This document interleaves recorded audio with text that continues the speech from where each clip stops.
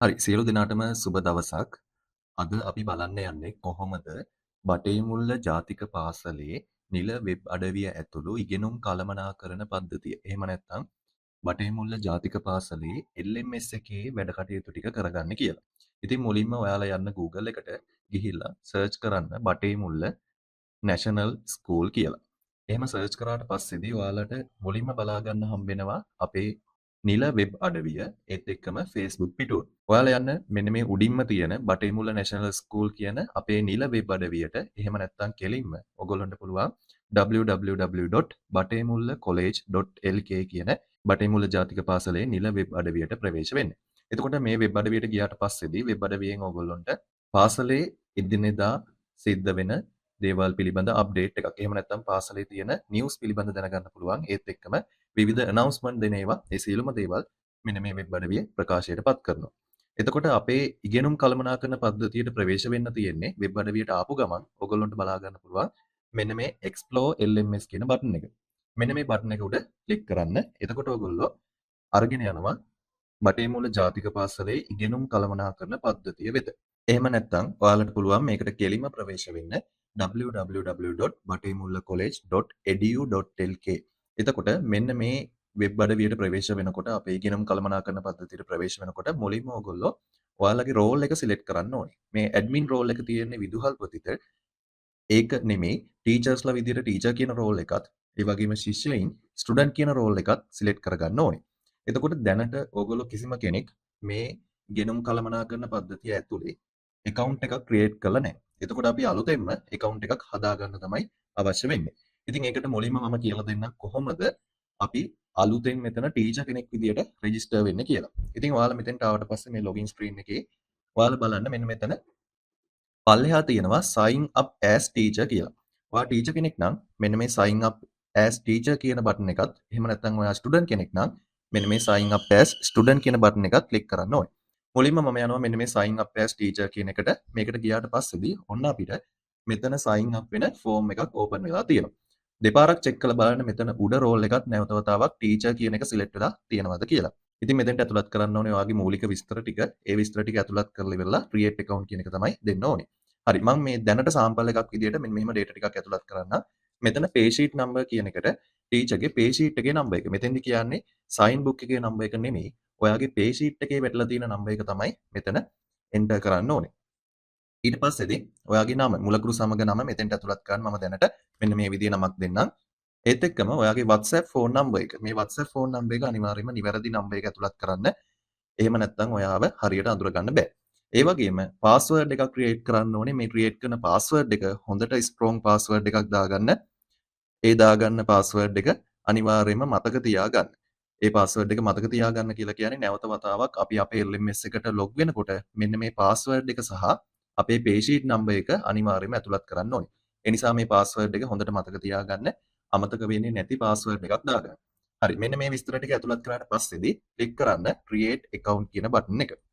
හරි දැන් ඔන්න ඔයා නිවැරදිවම මේ වැඩේ කරගත්තා නම් මෙන්න මේ විදිහේ මැසේජ් එකක් එනවා teacher registered successfully කියලා. ඊට පස්සේදී අපිට පුළුවන් අපේ account එකට log වෙන්න. ඉතින් ඒකට කරන්න තියෙන යටම තියෙනවා login here කියලා එකක්. ඔන්න දැන් අපිට මේ login here කියන එක ක්ලික් කරලා අපේ account එකට log වෙන්න පුළුවන්. ඒ වගේම ආයෙත් වතාවක් ඔයා LMS එකට ප්‍රවේශ වෙනකොට මෙන්න මේ user name එක සහ ඔයාගේ password එක පාවිච්චි කරන්න පුළුවන්. මතක තියාගන්න මෙතෙන්දී user name එක වෙන්නේ ඔයාගේ අර page sheet number එක ඒත් එක්කම password එක account එක හදන වෙලාවේදී create කරගනිපු password එක තමයි මෙතෙන්ට ඇතුළත් කරන්න ඕනේ. හරි. ওই විදිහට නිවැරදිව user name එක සහ password එක ඇතුළත් කරගත්තට පස්සේ බලන්න teacher කියන role එක select වෙලා තියෙනවද කියලා. teacher කියන role එක select වෙලා තියෙනවා නම් ඊට පස්සේදී login to LMS කියන බටන් එක click කරන්න පුළුවන්. හරි. ඔන්න දැන් අපේ නම සහ අපේ page sheet number එක උඩින්ම මෙන්න මේ විදිහට අපිට display වෙනවා. බලන්න හරියටම ඔයාගේ account එකටද log වෙලා ඉන්නේ කියලා. අවශ්‍ය ඕනම වෙලාවක මේ account එකෙන් log out වෙන්න මෙන්න මේ log out කියන බටන් එක click කරගන්න පුළුවන්.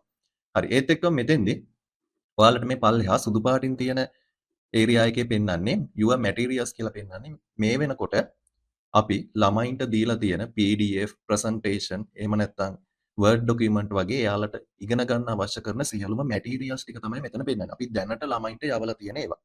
ඒත් එක්කම අපි නිර්මාණය කරපු educational games අන්න ඒ ටික තමයි මෙතන අපිට පෙන්වන්නේ මේ වෙනකොට අපි නිර්මාණය කරලා තියෙන ගේම්ස් මොනවද කියලා. ඒත් එක්කම අපිට පුළුවන් මේ LMS එක හරහා ළමයින්ට announcement එකක් දෙන්න. WhatsApp message එකක් දාන්න අවශ්‍ය වෙන්නේ නැහැ. එයාලට announcement එකක් දෙන්න පුළුවන්. අන්න ඒ ටික තමයි මෙන්න මේ your announcement කියන තැනින් පෙන්නන්නේ. අපි මේ වෙනකොට announcement දාලා තියෙන කාටද?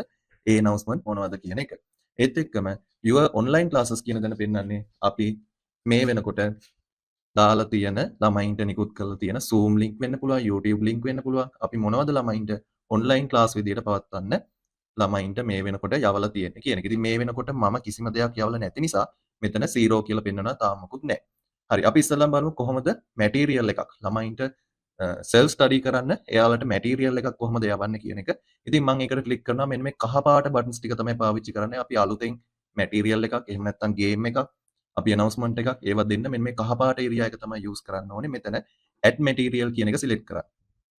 මෙන්න මේ විදිහට add material කියන එක සිලෙක්ට් කරාට පස්සේදී ඔන්න දැන් ඔයාගේ මුලින්ම අහනවා මොකක්ද ඔයාගේ subject එක කියලා. ඉතින් මෙන්න මෙතන drop down menu එකෙන් select කරගන්න පුළුවන් subject එක මොකක්ද කියලා. ඔන්න මම subject එකක් select කරගත්තා. ඊට පස්සේදී අපේ මේ lesson එකේ topic එක මොකක්ද?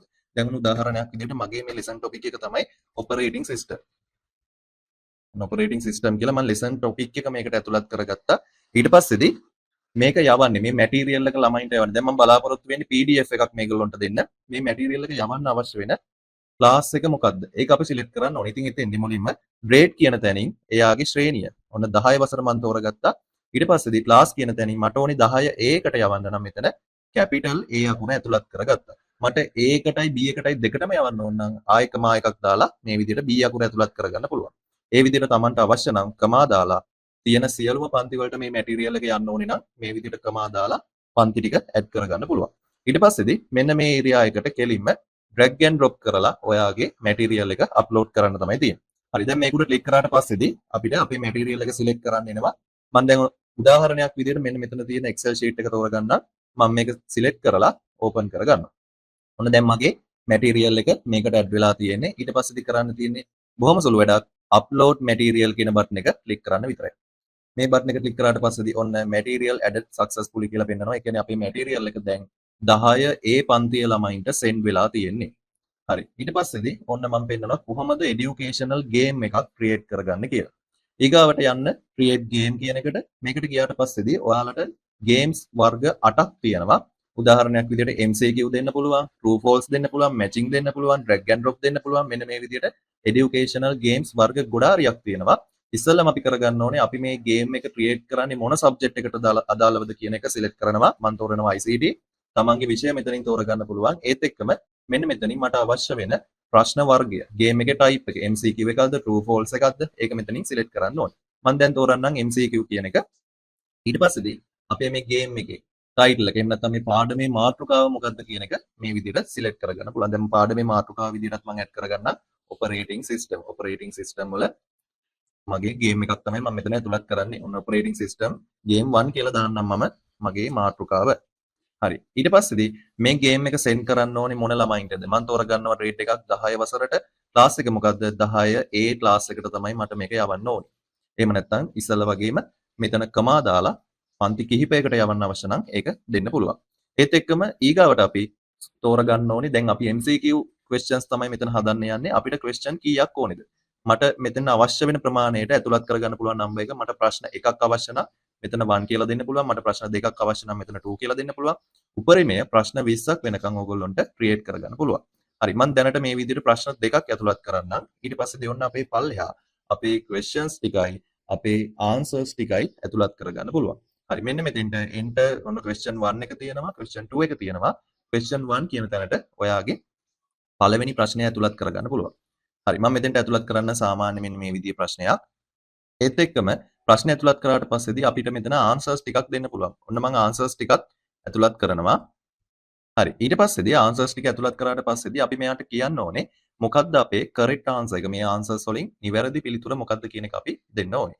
අපි මෙතන correct answer එක දෙනකොට පළවෙනි answer එක නම් correct answer එක 0 විදියට දෙන්න.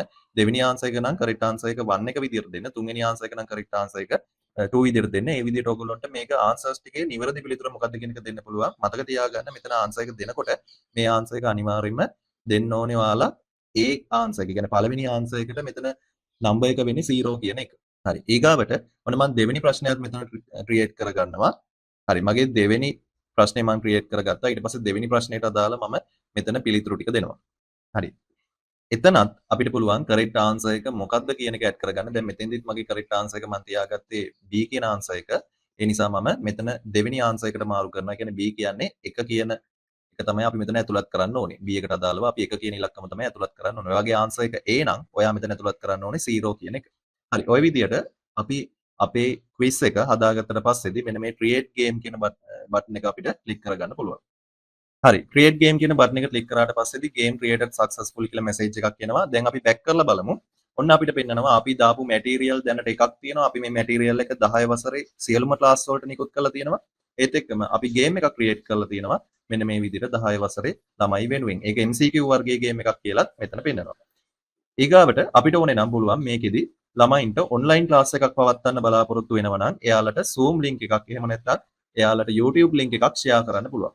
ඒකෙදිත් අර ඉස්සල්ලා වගේම අපේ විෂය තෝරලා ඒ වගේම අපේ ටයිටල් එකක් මේ මොන පාඩමද අපි කරන්න යන්නේ කියන එක දෙන්න ඕනේ. ඒත් එක්කම අපේ Zoom link එක එහෙම නැත්නම් YouTube link එක මෙන්න මෙතෙන්ට paste කරගන්න ඕනේ. ඒ paste කරගත්තට පස්සේදී කලින් වගේම අපි අහනවා මොන grade එකකටද මොන classes වලටද මේක යන්න ඕනේ කියන එක. ඒත් එක්කම මේ මීටින් එක තියෙන්නේ මේ ඔන්ලයින් ක්ලාස් එක තියෙන්නේ කවදද කියන එකත් අපි ළමයින්ට මෙන්න මෙතන date කියන එකෙන් add කරගන්න පුළුවන්. හරි. ඊගාවට announcement එකක් දෙන්නේ කොහොමද? අර විදිහම තමයි අපිට පුළුවන් අපේ subject එක select කරන්න. ඔන්න ICT කියන subject එක select කරගත්තා.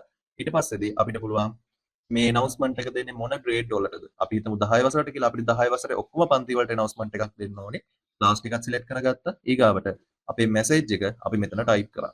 දැන් උදාහරණයක් විදිහට මේ සතියේ ඔන්ලයින් ක්ලාස් එකක් පැවැත්වෙන්නේ නැහැ කියන මැසේජ් එක දෙන්න ඕනේ නම් මෙතන මේ මැසේජ් එක දීලා broadcast announcement කියන එක දුන්නම 10 වසරේ මෙන්න මේ පන්ති වලට මේ මැසේජ් එක send වෙනවා.